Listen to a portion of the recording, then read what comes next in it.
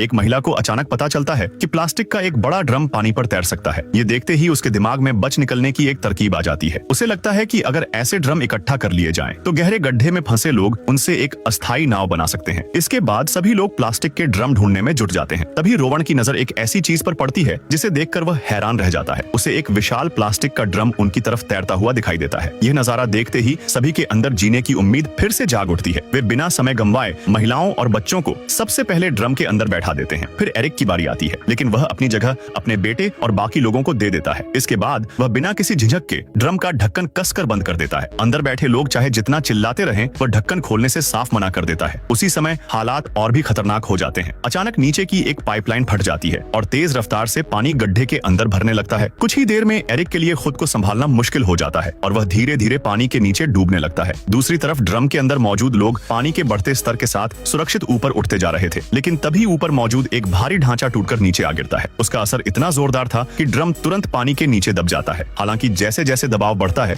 Drum फिर से ऊपर उठने लगता है। सभी लोग राहत की सांस लेने ही वाले थे कि उन्हें एक नई मुसीबत का पता चलता है। ड्रम कई तारों में उलझ चुका था। अब बाहर निकलने का कोई रास्ता दिखाई नहीं दे रहा था। ऐसे में अंदर मौजूद लोग पूरी ताकत से ड्रम की दीवारों पर धक्के मारना शुरू कर देते हैं। हैरानी की बात यह थी कि यह तरीका काम कर जाता है। लगातार टक्करों की वजह से ड्रम आखिरकार तारों से छूट जाता है, लेकिन खतरा अभी टला नहीं था। बहुत तेजी से ऊपर उठते समय एक लोहे की पाइप ड्रम में घुस जाती है और उसी छेद से पानी अंदर भरने लगता है। सभी लोग मिलकर पाइप को हटाने की कोशिश करते हैं, लेकिन लाख कोशिशों के बाद भी वह अपनी जगह से नहीं हिलती। उन्हें लगने लगता है कि अब शायद बचना नामुमकिन है। तभी ऊपर से एक आवाज सुनाई देती है। यह एरिक था, जो किसी तरह वापस तैरकर उनके पास पहुंच गया था। वह पूरी ताकत लगाकर कई जोरदार लातें मारता है और आखिरकार ड्रम को पाइप से छुड़ा देता है, लेकिन छेद अब भी खुला था और पानी लगातार अंदर आ रहा था। इस मुश्किल घड़ी में रोवन अपनी पूरी ताकत लगाकर उस छेद को अपने हाथ से बंद कर देता है। उधर एरिक की ताकत लगभग खत्म हो चुकी थी। वह रोवन का हाथ पकड़ने की कोशिश करता है, लेकिन दोनों के बीच की दूरी कम नहीं हो पाती। सभी को लगने लगता है कि एरिक अब खुद को बचा नहीं पाएगा, लेकिन तभी एक चमत्कार जैसा होता है। ड्रम ऊपर उठते समय एक तार एरिक के पैर में फंस जाती है और उसी के सहारे वह भी ड्रम के साथ तेजी से ऊपर की ओर खींचने लगता है। अब ड्रम पूरी रफ्तार से सतह की तरफ बढ़ रहा था, लेकिन तेज दबाव की वजह से